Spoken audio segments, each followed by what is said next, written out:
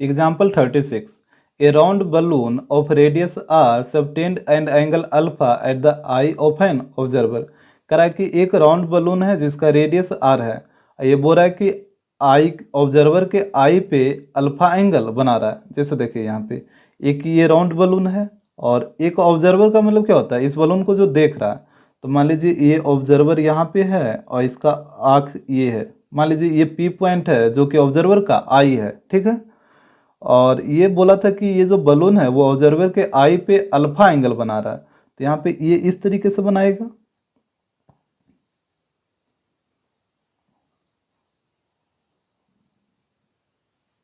यही ना ऑब्जर्वर का आई है, ये पी पॉइंट ऑब्जर्वर का आई है और इसके आई पे ये अल्फा एंगल बना रहा है। तो ये एंगल हो जाएगा अल्फा।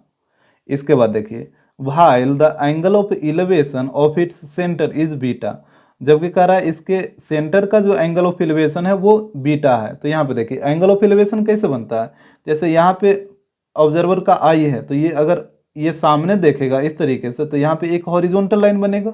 ये देखिए इस तरीके से ये एक हॉरिजॉन्टल लाइन बनेगा और जब ऑब्जर्वर इस सेंटर को देखेगा तो यहाँ पे एक लाइन ऑफ स्लाइट बनेगा। ये वाला देखिए ये बन जाएगा लाइन ऑफ स्लाइट और ये हॉरिजॉन्टल लाइन और ये लाइन ऑफ स्लाइट, इसके बीच जो एंगल बनेगा इसी को बोलते हैं एंगल ऑफ एलिवेशन। और यहाँ पे एंगल ऑफ एलिवेशन दे रखा है बीटा, तो ये वाला एंगल हो जाएगा बीटा। तो वो प्रूव्ड है the height of the centre of the balloon is R sine beta into cosec alpha by 2। तो height of the centre of balloon, तो सेंटर ऑफ बलून क्या यही है और इसका हाइट क्या होगा, यहाँ पे देखिए इसका हाइट यही होगा ना। तो यही वाला हाइट आपको प्रूव करने बोला है कि ये इतना होगा। तो यहाँ पे सारा को नाम दे दीजिए। ये मान लीजिए ओ है, यहाँ पे ए है, यहाँ पे बी है और ये वाला पॉइंट एल ले लीजिए। तो यहाँ पे लेट कर लीजिए। Let O is the centre of the balloon, balloon का जो सेंटर है वो है O and P is the eye of the observer, और ये जो पी पॉइंट है वो ऑब्जर्वर का आई है। इसके बाद देखिए फिगर में यहाँ पे रेडियस को मिला दीजिए ओ ए, यहाँ पे ओ बी, और रेडियस जो होता है वो टेंजेंट पे परपेंडिकुलर होगा। ये टेंजेंट ही है ना, पी ए और पी बी क्या है, टेंजेंट है, तो ये टेंजेंट पे परपेंडिकुलर होगा। इसके बाद देखिए ये ओ एल क्या है, हाइट है, सेंटर ऑफ बलून का ये हाइट है। और आपको पता है कि हाइट भी जो होता है वो परपेंडिकुलर होता है। किसी भी ट्रायंगल का जो अल्टीट्यूड होता है वो बेस पे क्या होता है, परपेंडिकुलर। तो यहाँ पे भी ये परपेंडिकुलर हो जाएगा। इसके बाद देखिए आप पढ़े हैं कि अगर किसी सर्कल में एक्सटर्नल पॉइंट से अगर टेंजेंट रहा होता है इस तरीके से, ये सेंटर ओ है और यहाँ पे ये रेडियस हो जाएगा पी ए बी और यहाँ पे ओ ले लीजिए और इसको ज्वाइन करिए ओ पी को। तो आपको पता है कि ये वाला एंगल और ये वाला एंगल, ये दोनों एंगल आपस में इक्वल होता है। क्यों इक्वल होता है, क्योंकि ये ट्रायंगल ऊपर वाला ये नीचे वाला दोनों ट्रायंगल कॉन्ग्रुएंस हो जाता है आर एच एस से, और जब ये कॉन्ग्रुएंस होता है तो इसका कॉरेस्पॉन्डिंग एंगल इक्वल हो जाएगा।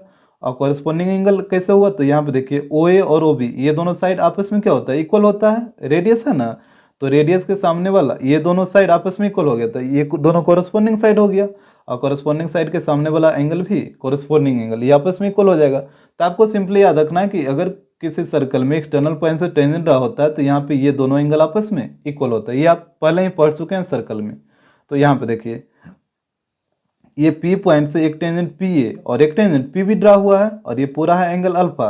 तो आप यहाँ से बोल सकते हैं कि ये वाला एंगल और ये वाला एंगल ये दोनों एंगल आपस में इक्वल होगा। ये हो जाएगा अल्फा बाई 2 और ये भी हो जाएगा अल्फा बाई 2। ये पूरा है अल्फा, तो ये दोनों आधा आधा होगा ना, तो अल्फा बाई 2 और अल्फा बाई 2। तो यहाँ पे देखिए यहाँ पे आपको प्रूव करना था, प्रूव डैट ओ एल, यही वाला लेंथ आपसे पूछा था, height of the centre of the balloon. तो ये ओ एल है, तो ओ एल इक्वल टू आपको लाना है R into sine beta into cosec alpha by 2। यही आपको प्रूव करना था।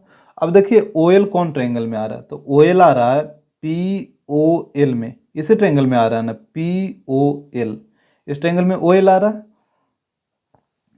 और यहाँ पे देखिए ना तो आपको ये तो ओ एल तो आपको निकालना है, ठीक है, और यहाँ पे ना तो आपको पी एल का वैल्यू पता है ना ही आपको पी ओ का वैल्यू पता है। ये कोई एक साइड का तो वैल्यू आपको पता होना चाहिए ना, तभी ना आप ओ एल का वैल्यू निकालिएगा। ऐसे कैसे निकालिएगा, ना तो आपको पीओ का वैल्यू पता है, ना ही आपको पीएल का वैल्यू पता है। तो आपको क्या करना होगा कि पहले पीओ का वैल्यू आपको निकालना होगा। तो पीओ देखिए कौन ट्रायंगल में आ रहा है, पीओ इस ट्रायंगल में भी आ रहा है, ये छोटा वाला पी ए ओ में, और पीओ है जो इस ट्रायंगल में भी आ रहा है पी ओ बी में, ये ट्रायंगल। तो आप किसी भी ट्रायंगल से या तो पी ओ ए से या फिर पी ओ बी से, किसी भी ट्रायंगल से पीओ का वैल्यू निकाल लीजिए। जैसे हम इस ट्रायंगल में ही चलते हैं पी ओ बी में, यहाँ पे चलिए in triangle P O B, ठीक है। तो यहाँ पे पी ओ बी में देखिएगा ये एंगल है अल्फा बाई 2, यहाँ पे ध्यान से देखिएगा, यहाँ पे ट्रायंगल को हम बाहर कर लेते हैं, आपको साफ साफ दिखेगा। ये इस तरीके से है, यहाँ पे है पी, यहाँ पे ओ, यहाँ पे बी, और ये है 90 डिग्री और ये है रेडियस। यहाँ से आपको पी ओ का वैल्यू निकालना, और ये वाला जो एंगल है ये है अल्फा बाई 2। तो देखिए ये वाला साइड दे रखा है और ये साइड आपको निकालना है। तो ये थीटा के सामने ये हो जाएगा P और 90 के सामने ये हो जाएगा H। तो P और H का रिलेशन किस में आएगा, साइन थीटा में आता है। तो यहाँ से आपको लगाना होगा sine theta. Sine theta equal to होता है P अपॉन H। तो यहाँ पे हो जाएगा साइन अल्फा बाई 2, ये होगा ना, थीटा की जगह अल्फा बाई 2। और P का वैल्यू देखिए, यहाँ पे P का वैल्यू हो जाएगा R और H का वैल्यू हो जाएगा OP या PO, जो भी बोलिए। तो यहाँ से PO का वैल्यू निकाल लीजिए, तो क्रॉस मल्टीप्लाई करिए। तो यहाँ से PO इक्वल टू हो जाएगा R upon sine alpha by 2, नीचे आ जाएगा तो R upon sine alpha by 2। तो यहाँ से PO इक्वल टू हो जाएगा, यहाँ पे साइन का अपोजिट इसको ऊपर भेजिएगा तो ये कौशिक में चेंज हो जाएगा, साइन का अपोजिट कौशिक होता है ना। तो हो जाएगा R into Kaushik alpha by 2। तो ये आ गया PO का वैल्यू। अब आपको चलना है ट्रायंगल POL में, यहाँ पे चलिए इन ट्रायंगल POL। तो यहाँ पे POL को बाहर कर लेते हैं तो आपको साफ साफ दिखेगा, ये इस तरीके से है।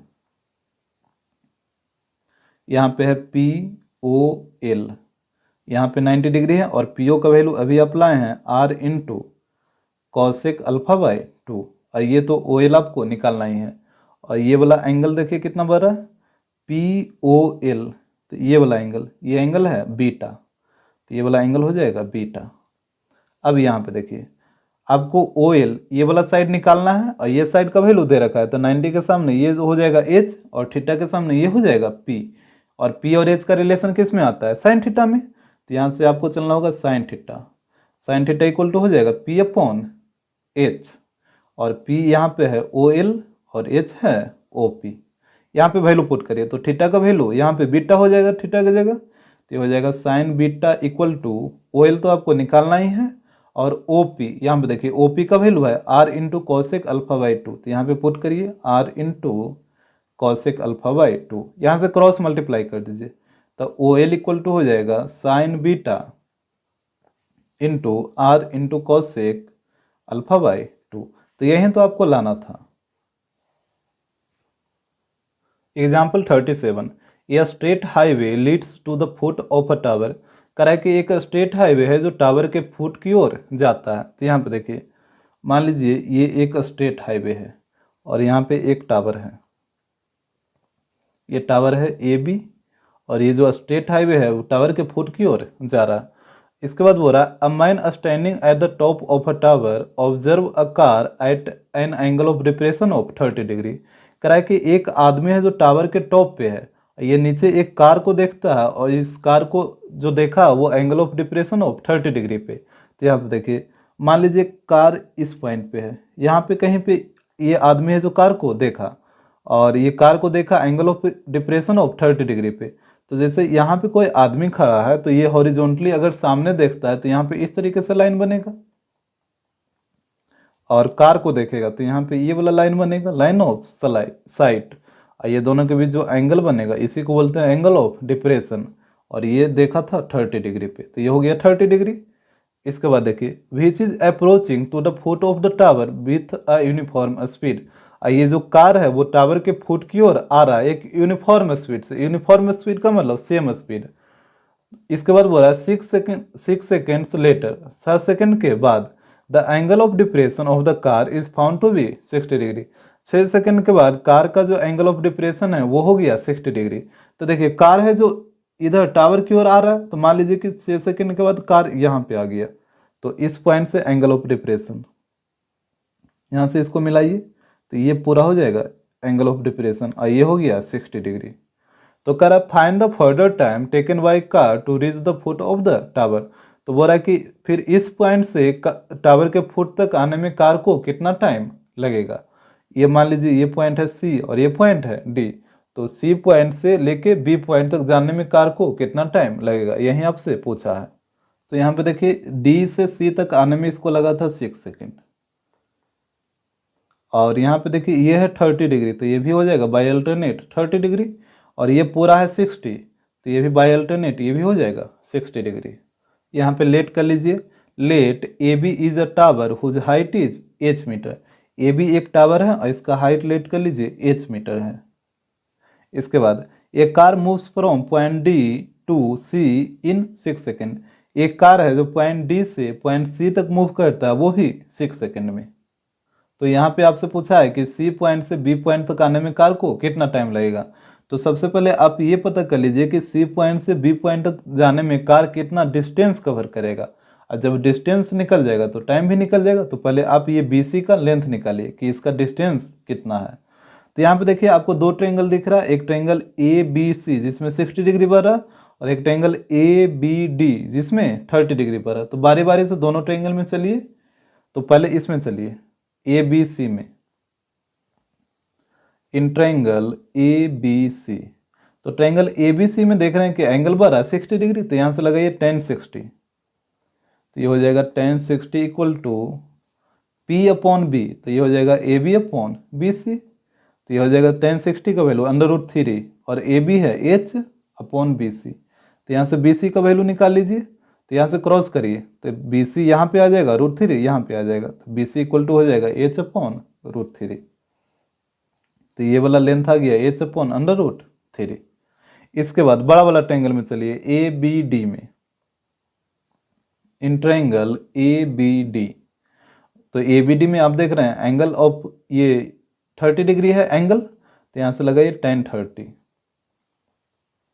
तो ये हो जाएगा ए बी अपॉन, यहाँ पे पी होगा ए बी और बेस क्या होगा ये पूरा बी डी, तो A B upon B D. tan 30 का वैल्यू 1 अपॉन √3, और ए बी की जगह एच और बी डी की जगह देखिए यहाँ पे बी डी। तो यहाँ पे आप बी डी को C D plus B C लिख सकते हैं। ये बी डी पूरा है, तो पूरा कब आएगा जब सी डी और बी सी को ऐड करिएगा, और बी सी का वैल्यू है h√3। तो यहाँ से बी डी को आप लिख सकते हैं C D plus B C, और बी सी का वैल्यू है h अपॉन √3। तो यहाँ पे पुट कर दीजिए h अपॉन √3। यार आपको समझ में। इसके बाद क्रॉस मल्टीप्लाई करिए, तो ये हो जाएगा √3h equal to C D plus h upon √3। यहाँ से देखिए सी डी का वैल्यू निकालिए, तो h अपॉन √3 को इधर लाइए, तो √3h minus h upon √3 equal to C D. यहाँ पे एलसीएम ले लीजिए, तो एलसीएम आ जाएगा √3, तो ये आ जाएगा 3h minus h equal to C D. तो यहाँ से सी डी इक्वल टू आ जाएगा 3h minus h 2h upon √3। तो सी डी का वैल्यू आ गया 2h अपॉन √3। ये वाला देखिए सी डी आ गया 2h अपॉन √3। तो अब देखिए इसके बाद आप यूनिटरी मेथड लगा लीजिए। डी से सी तक का डिस्टेंस है 2h अपॉन √3, और इसको कवर करने में लगा है 6 सेकेंड, और सी से बी तक का डिस्टेंस है h अपॉन √3। तो यहाँ से इसका टाइम नहीं निकल जाएगा। देखिए यहाँ से कैसे करते हैं, यहाँ पे 2h अपॉन √3 इतना मीटर डिस्टेंस कवर करने में इसको लगा था 6 सेकेंड। यहाँ पे फिगर में देखिएगा डी से लेके सी तक इसको कवर करने में कितना सेकेंड लगा था 6 सेकेंड, और इसका डिस्टेंस कितना है डी से लेके सी तक का 2h अपॉन √3। तो इसको आप लिख सकते हैं कि 2h upon √3 metre distance cover करने में इसको लगा है 6 सेकेंड का टाइम। तो 1 मीटर का डिस्टेंस कवर करने में इसको कितना टाइम लगेगा, तो ये हो जाएगा 6 अपॉन 2h अपॉन √3। ये होगा ना, इसको थोड़ा सा ये करिए, तो ये हो जाएगा 6 √3 ऊपर आ जाएगा, तो 6 √3 अपॉन 2h ये हो जाएगा। तो 1 मीटर कवर करने में इतना टाइम लगेगा। तो यहाँ पे इसको कितना डिस्टेंस कवर करना, h अपॉन √3 मीटर ना, यही ना सी से लेके बी तक। तो h upon √3 metre distance cover करने में कितना टाइम लगेगा, तो यहाँ पे हो जाएगा 6 √3 upon 2h into h upon √3। ये मल्टीप्लाई हो जाएगा, यहाँ देखिए √3 से √3 कटेगा और h से h कटेगा, तो यहाँ पर 2 से 6 कटेगा 3 बार में, तो यहाँ पे आ जाएगा 3 सेकेंड। तो यहाँ पे आप इसको एक बार फिर से देख लीजिए जो यूनिटरी मेथड लगाए हैं। यहाँ पे आप देख रहे हैं कि D से लेके C तक का डिस्टेंस है वो है 2h/√3। इसको कवर करने में 6 सेकेंड का टाइम लग रहा है, और हमसे पूछा था C से लेके B तक जाने में कितना टाइम लगेगा, तो C से लेके B तक का जो डिस्टेंस है वो है h/√3। तो यहाँ पे वही चीज़ लिखे हैं कि 2h/√3 मीटर डिस्टेंस कवर करने में इसको लगता है 6 सेकेंड। तो 1 मीटर का डिस्टेंस कवर करने में कितना टाइम लगेगा, तो 6 इतना हो जाएगा, तो यह आ जाएगा इतना सेकेंड। तो इसके बाद यहाँ पे इसका डिस्टेंस कितना था CB का h/√3, तो h/√3 मीटर डिस्टेंस कवर करने में कितना टाइम लगेगा, तो इतना इंटू h/√3 हो जाएगा, और यहाँ पे फिर काट छाट करिए तो आ गया 3 second. Example 38, 2 stations due south of a leaning tower which leans toward the north are at distance A and B meter A and B from its foot। करा कि 2 स्टेशन है, वो कहाँ है, तो साउथ में है, of a leaning tower, leaning tower के साउथ में है। लीनिंग टावर का मतलब क्या हुआ कि एक टावर है जो झुका हुआ है, लीनिंग टावर का मतलब झुका हुआ टावर। तो 2 स्टेशन है जो लीनिंग टावर के साउथ में है, और विच लीन्स टुवार्ड द नॉर्थ, ये जो लिखा है विच लीन टुवार्ड द नॉर्थ, ये स्टेशन के बारे में लिखा है कि ये दोनों स्टेशन है जो नॉर्थ की तरफ झुका हुआ है। Are at a distance of A and B from its foot, और ये दोनों स्टेशन का जो डिस्टेंस है वो एक का है ए और एक का है बी, किसके, टावर के फुट से। तो सबसे पहले आप एक लीनिंग टावर बनाइए। तो यहाँ पे देखिए ये मान लीजिए ए बी एक लीनिंग टावर है, ये झुका हुआ टावर है, और इसके साउथ में 2 स्टेशन है। तो मान लीजिए ये टावर है, मान लेते हैं इसके साउथ, इस तरफ है साउथ, इस तरफ है नॉर्थ, इस तरीके से आप कुछ भी मान सकते हैं। और जनरली यहाँ पे डायरेक्शन में क्या होता है, डायरेक्शन में ऊपर होता है नॉर्थ, नीचे होता है साउथ, इस साइड ईस्ट होगा, इस साइड वेस्ट होगा। लेकिन यहाँ पे आपको इस तरीके से नहीं लेना। आप मान लीजिए कि ये टावर के इस साइड है साउथ और इस साइड है नॉर्थ, तो साउथ में 2 स्टेशन है, तो एक स्टेशन यहाँ पे हो गया और एक स्टेशन यहाँ पे हो गया। मान लेते हैं ये स्टेशन C है और ये D है, और यहाँ पे दोनों का डिस्टेंस दे रखा था, एक का दे रखा था A और एक का दे रखा था B, इसके फुट से। तो टावर का फुट यही है ना, A पॉइंट, तो एक का डिस्टेंस हो जाएगा A और एक का डिस्टेंस हो जाएगा B।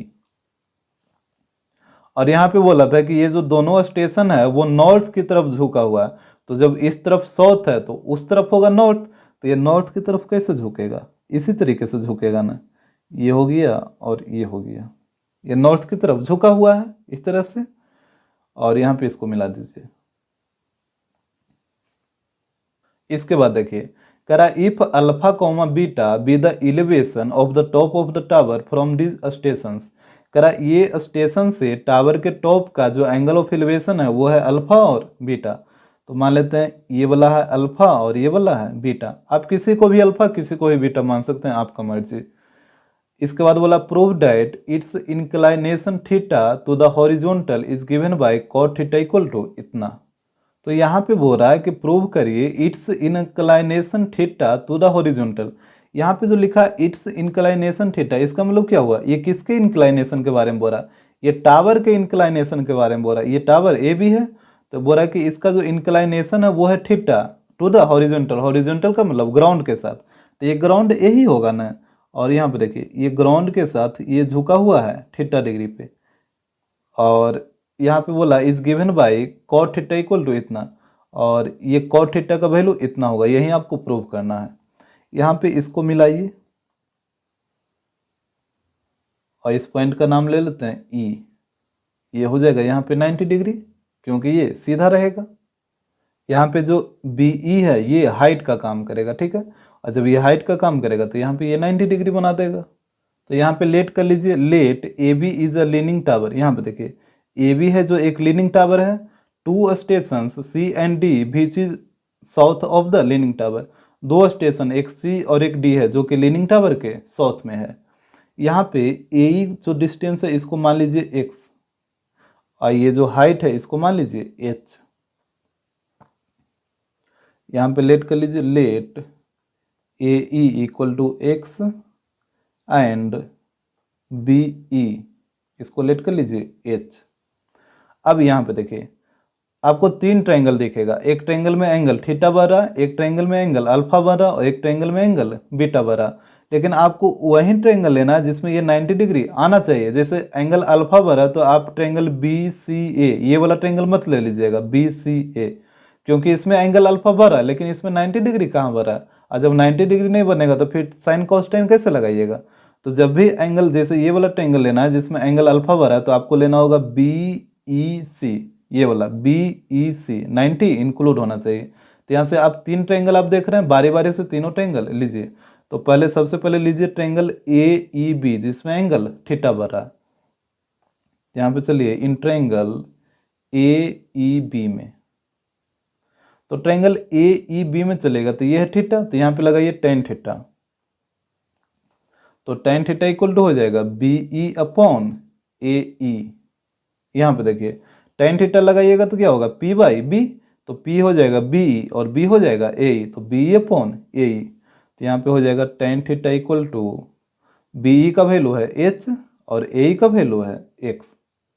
तो यहाँ से एक्स का वैल्यू निकालिए, तो ये हो जाएगा एक्स इक्वल टू, यहाँ पे क्रॉस कर लीजिए तो एच अपॉन टेन थीटा। तो ये हो जाएगा एक्स इक्वल टू, टेन को ऊपर भेजिए तो ये हो जाएगा एच कॉट थीटा। इसको मान लीजिए इक्वेशन 1। इसके बाद अब चलिए इस ट्रायंगल में जिसमें एंगल अल्फा आ रहा है, तो ट्रायंगल बी ई सी में, तो यहाँ पे चलिए इन ट्रायंगल बी ई सी, तो यहाँ से लगाइए टेन अल्फा। तो टेन अल्फा लगाइएगा तो पी बाई बी, तो पी तो होगा बी और लेकिन बी कौन होगा, ये हो जाएगा सी ई। तो यहाँ पे हो जाएगा बी ई अपॉन सी ई। तो ये हो जाएगा tan alpha equal to B E का वैल्यू है एच और यहाँ पे देखिए सी ई का वैल्यू क्या हो जाएगा, तो यहाँ से लेकर यहाँ तक है ए और यहाँ है एक्स, तो ये हो जाएगा ए प्लस एक्स। तो सी ई का वैल्यू हो जाएगा ए प्लस एक्स। तो यहाँ से ए प्लस एक्स को इधर लाइए, क्रॉस करिए, इसको इंटरचेंज कर दीजिए। तो ए प्लस एक्स को यहाँ ले आइए और टेन अल्फा को यहाँ पे ले आइए, तो ये हो जाएगा एच अपॉन टेन अल्फा। तो ये हो जाएगा a plus x equal to, ten alpha को ऊपर भेजिए तो ये हो जाएगा एच कॉट अल्फा। तो यहाँ से एक्स का वैल्यू निकालिए, तो एक्स इक्वल टू हो जाएगा एच कॉट अल्फा माइनस ए उधर जाएगा तो माइनस हो जाएगा। इसको मान लीजिए इक्वेशन 2। इसके बाद एक और ट्रायंगल बच रहा, ट्रायंगल बी ई डी जिसमें एंगल बीटा आएगा। तो अब इस बार आपको चलना है ट्रायंगल बी ई डी में। तो यहाँ पे चलिए in triangle B E D, तो यहाँ पे बीटा आएगा तो ये हो जाएगा टेन बीटा। इसके बाद देखिए फिगर, तो यहाँ टेन बीटा इक्वल टू क्या हो जाएगा B E upon D E, ये पूरा बेस आ जाएगा क्योंकि आप पूरा बड़ा बड़ा ट्रायंगल ले रहे हैं। तो ये हो जाएगा B E upon D E. तो यहाँ पे टेन बीटा इक्वल टू होगा B E upon D E. यहाँ पे वैल्यू पुट करिए दोनों का, तो बी ई का वैल्यू तो एच है और डी ई का वैल्यू देखिए फिगर में, ये बी ई का वैल्यू तो एच है और डी ई का वैल्यू क्या होगा, तो डी ई का वैल्यू, तो यहाँ से देख रहे हैं डी से लेकर ए तक ये बी है और ए से लेकर ई तक एक्स है। तो ये दोनों को ऐड करिए तो ये हो जाएगा बी प्लस एक्स। तो यहाँ पे आ जाएगा बी प्लस एक्स। यहाँ से क्रॉस मल्टीप्लाई करिए, टेन बीटा को यहाँ पे और बी प्लस एक्स को यहाँ पे लाइए, तो ये हो जाएगा B plus x equal to H upon tan beta. तो ये हो जाएगा B plus x equal to H cot beta. तो यहाँ से एक्स का वैल्यू निकाल लीजिए, तो ये हो जाएगा एच कॉट बीटा माइनस, ये बी प्लस में है तो इस साइड आके माइनस में हो जाएगा तो माइनस बी। इसको मान लीजिए इक्वेशन 3। तो यहाँ पे 3 इक्वेशन आया था, एक आया था x equal to H cot theta, एक आया था x equal to H cot alpha minus a और एक आया था x equal to H cot beta minus B. तो यहाँ पे एक बार क्या करिए, जैसे देखिए इक्वेशन 1 में ये थीटा वाला था और इक्वेशन 2 और 3 में एंगल एक में अल्फा था और एक में बीटा था। तो यहाँ पे क्या करना होगा कि एक बार इक्वेशन 1 को 2 के साथ और एक बार इक्वेशन 1 को 3 के साथ कैलकुलेट करना होगा। तो पहले इक्वेशन 1 और 2 को कैलकुलेट करिए। तो यहाँ पे चलिए फ्रॉम 1 एंड 2, क्योंकि ये थीटा वाला को दोनों के साथ कैलकुलेट करना है, एक बार अल्फा वाले के साथ और एक बार बीटा वाले के साथ। तो यहाँ पे 1 और 2 को पहले एक साथ कैलकुलेट करिए। तो यहाँ पे देखिए दोनों का LHS इक्वल है तो RHS भी इक्वल हो जाएगा। तो यहाँ से दोनों का RHS इक्वल करिए, तो ये हो जाएगा एच कॉट थीटा इधर हो जाएगा H cot alpha minus a, तो यहाँ पे हो जाएगा एच कॉट थीटा, और इसको इधर ले आइए तो ये हो जाएगा minus H cot alpha equal to minus a. तो यहाँ पे एच कॉमन ले लीजिए, तो एच कॉमन लीजिएगा तो ये हो जाएगा cot theta minus cot alpha equal to minus a. तो यहाँ से एच का वैल्यू निकालिए, तो एच का वैल्यू हो जाएगा minus a upon cot theta minus cot alpha. इसको मान लीजिए इक्वेशन 4। इसके बाद एक बार इक्वेशन 1 को 3 के साथ कैलकुलेट करिए, तो यहाँ पे लिखिए फ्रॉम 1 एंड 3। तो यहाँ भी दोनों का LHS इक्वल है तो RHS भी इक्वल होगा, तो ये हो जाएगा H cot theta equal to H cot beta minus B. यहाँ पे एच कॉट बीटा को इधर लाइए तो ये हो जाएगा H cot theta minus H cot beta equal to minus B. तो यहाँ पे एच कॉमन ले लीजिए तो ये हो जाएगा cot theta minus cot beta equal to minus B. यहाँ से एच का वैल्यू निकालिए तो एच इक्वल टू हो जाएगा minus B upon cot theta minus cot beta. इसको मान लीजिए इक्वेशन 5। अब इक्वेशन 4 और इक्वेशन 5 से चलिए, दोनों का LHS क्या इक्वल है तो दोनों का RHS भी इक्वल हो जाएगा। तो यहाँ पे चलिए फ्रॉम 4 एंड 5, तो यहाँ से दोनों का RHS इक्वल करिए तो इधर है minus a upon cot theta minus cot alpha, और उसमें है minus B upon cot theta minus cot beta. यहाँ पे देखिए माइनस माइनस क्या हो जाएगा, प्लस हो जाएगा। अब यहाँ पे क्रॉस मल्टीप्लाई करिए तो ए से पहले दोनों में मल्टीप्लाई करिए तो इधर हो जाएगा ए cot theta minus A cot beta. इसके बाद बी से दोनों में मल्टीप्लाई करिए तो ये हो जाएगा B cot theta minus B cot alpha. इसके बाद कॉट थीटा को एक तरफ कर दीजिए तो यहाँ पे ए कॉट थीटा इसको उधर भेज दीजिए, और यहाँ पे बी कॉट अल्फा को इधर ले आइए। तो यहाँ पे माइनस बी कॉट अल्फा ये इस साइड आएगा तो ये हो जाएगा प्लस बी कॉट अल्फा, और यहाँ पे इधर पहले से था माइनस ए कॉट बीटा, और यहाँ पे हो जाएगा बी कॉट थीटा, और ए कॉट थीटा को उधर भेजिए तो ये पॉजिटिव है तो उस साइड जाके निगेटिव हो जाएगा तो माइनस ए कॉट थीटा हो जाएगा। तो यहाँ पे हो जाएगा B cot alpha minus A cot beta, और यहाँ पे कॉट थीटा कॉमन ले लीजिए तो कॉट थीटा कॉमन लीजिएगा तो ये आ जाएगा बी माइनस ए। अब यहाँ से कॉट थीटा का वैल्यू निकालिए तो कॉट थीटा के साथ बी माइनस ए मल्टीप्लाई में है तो इस साइड आके ये डिवाइड में हो जाएगा, तो यहाँ से हो जाएगा cot theta equal to B cot alpha minus A cot beta upon ये बी माइनस ए मल्टीप्लाई में तो इस साइड आके डिवाइड में होगा तो ये हो जाएगा बी माइनस ए। यहीं तो प्रूव करना था। Example 39, the angle of elevation of a Cliff from a fixed point is theta. करा कि एंगल ऑफ क्लिफ का जो एंगल ऑफ एलिवेशन है वो फिक्स पॉइंट से ये है थीटा। तो यहाँ पे देखिए मान लीजिए ये एक क्लिफ है, ठीक है, और ये नीचे ग्राउंड है, और मान लीजिए ग्राउंड पे कोई फिक्स पॉइंट यहाँ पे है। ये बोला फिक्स पॉइंट से क्लिफ का जो एंगल ऑफ एलिवेशन, क्लिफ का मतलब ये इसके टॉप का, ठीक है, तो इसके टॉप का जो एंगल ऑफ एलिवेशन है ये दे रखा है थीटा, तो ये बन जाएगा थीटा। इसके बाद देखिए करा after going up a distance of k meter toward the top of a cliff at angle of phi. कहता है कि इसके बाद यहाँ से क्लिफ में के मीटर ऊपर गए डिस्टेंस ट्रेवल करते हुए, और जो एंगल बना था वो बना था फाई। तो यहाँ से देखिए जैसे आप क्लिफ पे ऊपर चढ़िएगा तो यहीं से ना चढ़िएगा ऊपर की ओर, और मान लीजिए आप यहाँ तक चढ़ गए और ये वाला डिस्टेंस है के मीटर, तो ये वाला जो डिस्टेंस होगा वो इसी पॉइंट से, ये वाला डिस्टेंस है के मीटर, और ये जो डिस्टेंस के मीटर है वो एंगल फाई बना रहा, तो ये हो जाएगा फाई। यही बोला था ना कि after going up a distance of k meter toward the top of a cliff at an angle of phi, ये जो डिस्टेंस के मीटर ट्रेवल किए वो फाई एंगल बनाते हुए ट्रेवल किए। इसके बाद लिखा it is found that the angle of elevation is alpha, और जैसे आप यहाँ पे पहुँचे और यहाँ से आप क्लिफ के टॉप को देखें, तो यहाँ से आप क्लिफ के टॉप को देखें तो यहाँ पे आपको एंगल ऑफ एलिवेशन अल्फा देखा।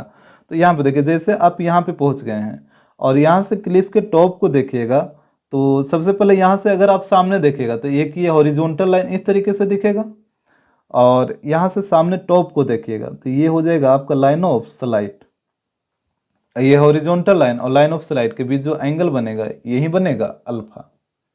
और हालांकि ये क्लिप है तो क्लिप में आप सामने देखिएगा तो सामने कुछ दिखेगा नहीं, लेकिन जैसे क्लिप बहुत तरीके से होता है ना, जैसे मान लीजिए यहाँ पे और गड्ढा टाइप का रहे, कुछ इस तरीके से भी रह सकता है, जैसे यहाँ से और मुड़ा हुआ रहे तो यहाँ पे एक हॉरिजॉन्टल लाइन दिखेगा ना, सामने दिखेगा तो, और क्लिप के टॉप को देखिएगा तो ये लाइन ऑफ स्लाइट दिखेगा, और ये दोनों के बीच जो एंगल बढ़ रहा है ये बढ़ रहा है अल्फा।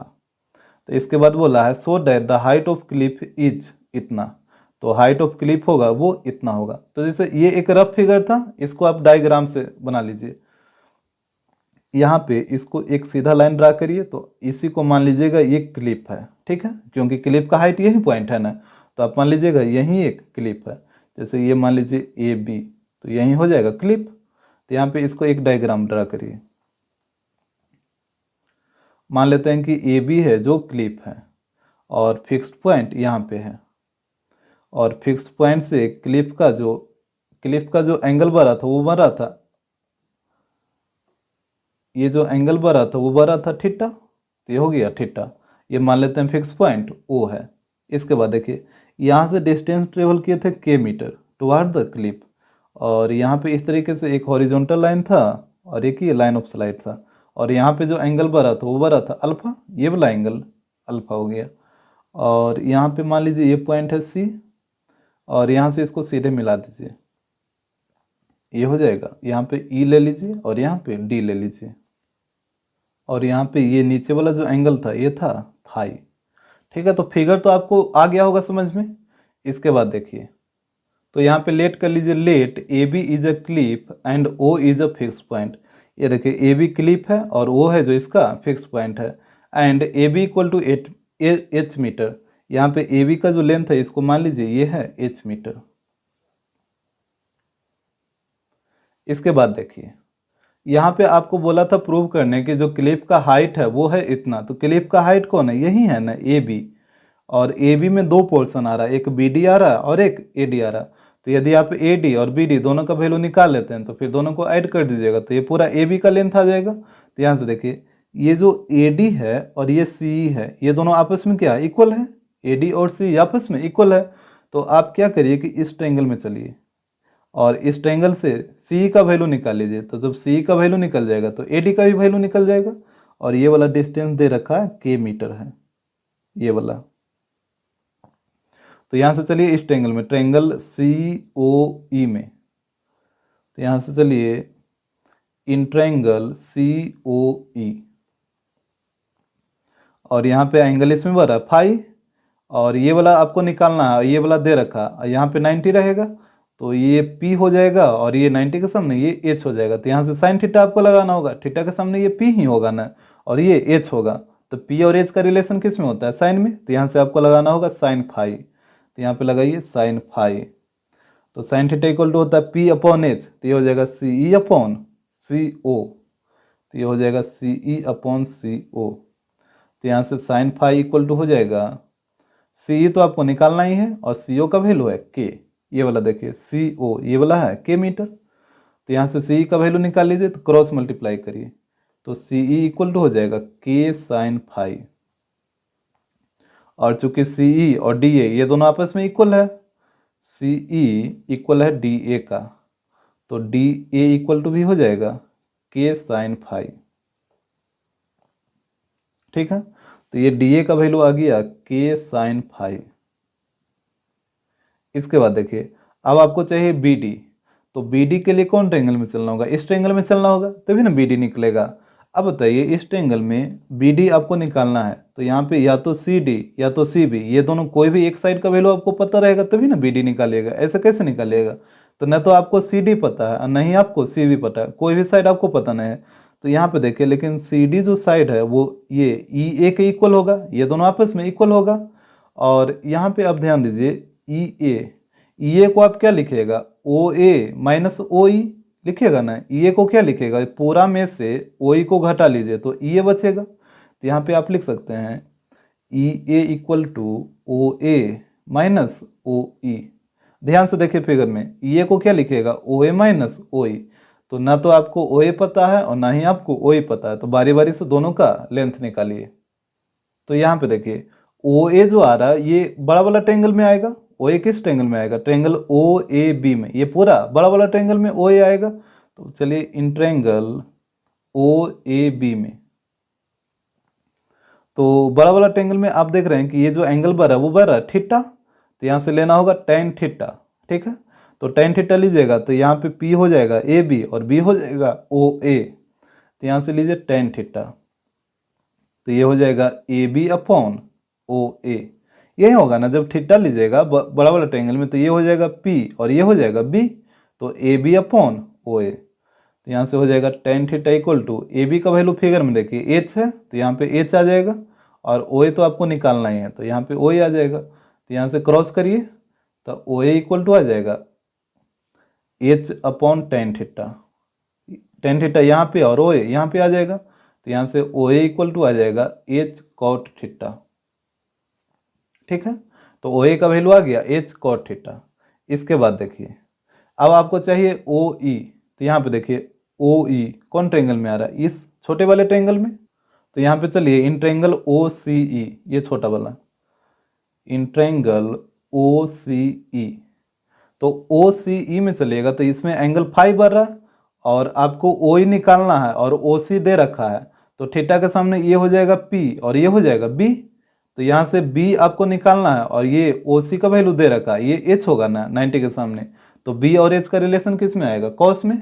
तो यहाँ से आपको लगाना होगा कॉस फाइव, तो कॉस फाइव इक्वल टू होगा बी अपॉन एच, तो बी हो जाएगा ओ ई और एच हो जाएगा ओ सी, तो ये आ जाएगा ओ ई अपॉन ओ सी। तो ये हो जाएगा cos five equal to O E, ये तो आपको निकालना ही है, और ओ सी का वैल्यू है के, तो यहाँ से क्रॉस मल्टीप्लाई करिए तो ओ ई इक्वल टू हो जाएगा के कॉस फाइव। तो ओ ई का वैल्यू निकल गया और ओ ए का भी वैल्यू निकल गया, तो अब ई ए का वैल्यू आप निकाल लीजिए। तो यहाँ से देखिए ई ए इक्वल टू था ओ ए माइनस ओ ई, तो यहाँ पे वैल्यू पुट करिए, तो ओ ए का वैल्यू है एच कॉट थीटा और ओ ई का वैल्यू है के कॉस फाइव, तो यही हो जाएगा ई ए का वैल्यू। ठीक है, और यहाँ पे फिगर में देख लीजिए कि ई ए इक्वल है सी डी का, ई ए और सी डी आपस में क्या इक्वल है, तो सी डी का वैल्यू तो वही चीज़ होगा।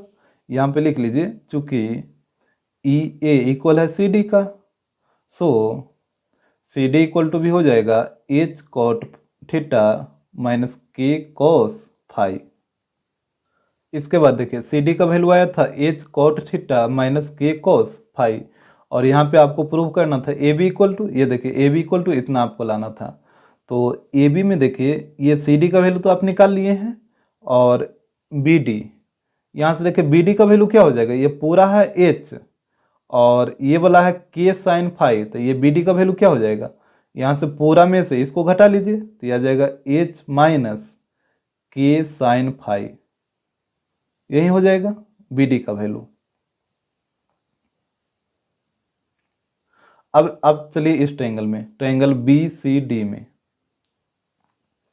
इन ट्रायंगल बी सी डी, तो ट्रायंगल बी सी डी में चलेगा तो यहाँ पे अल्फा बरा, तो यहाँ पे tan अल्फा लगाइए, तो tan अल्फा इक्वल टू हो जाएगा B D upon C D, ये होगा ना, थीटा के सामने ये हो जाएगा P और ये हो जाएगा B, बाकी यहाँ तो 90 बनेगा तो ये तो H हो जाएगा, तो ये हो गया बी डी P और सी डी हो गया B, तो B D upon C D. तो यहाँ से हो जाएगा tan alpha equal to B D का वैल्यू पुट करिए, तो ये है H minus K sine five, और सी डी का वैल्यू देखिए यहाँ पे लाए हैं, तो ये हो जाएगा एच कॉट फाइव, ये H cot theta minus K cos five.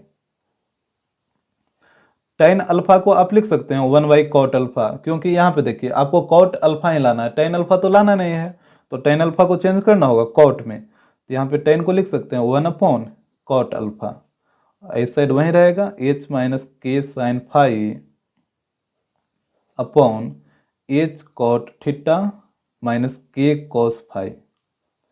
इसके बाद यहाँ पे क्रॉस मल्टीप्लाई करिए, तो H cot theta minus K cos five को 1 से मल्टीप्लाई करिए, तो ये तो वही चीज़ रह जाएगा, H cot theta minus K cos phi, और इसके बाद कॉट अल्फा को ये दोनों से मल्टीप्लाई करिए तो ये हो जाएगा H cot alpha minus K sine phi into cot alpha.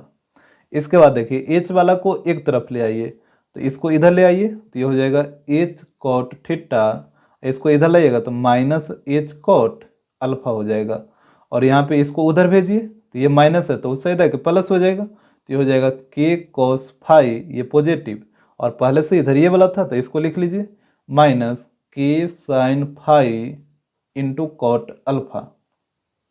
तो यहाँ पे देखिए एच कॉमन ले लीजिए तो एच कॉमन लीजिएगा तो यहाँ पे बच जाएगा cot theta minus cot alpha, और यहाँ पे तो वही चीज़ रहेगा K cos phi minus K sine phi into cot alpha. तो यहाँ से एच का वैल्यू निकाल लीजिए तो ये मल्टीप्लाई में है तो इस साइड आके डिवाइड में कन्वर्ट होगा तो ये हो जाएगा K cos phi minus K sine phi into cot alpha upon, ये देखिए मल्टीप्लाई में तो इधर आके डिवाइड में हो जाएगा तो cot theta minus cot alpha.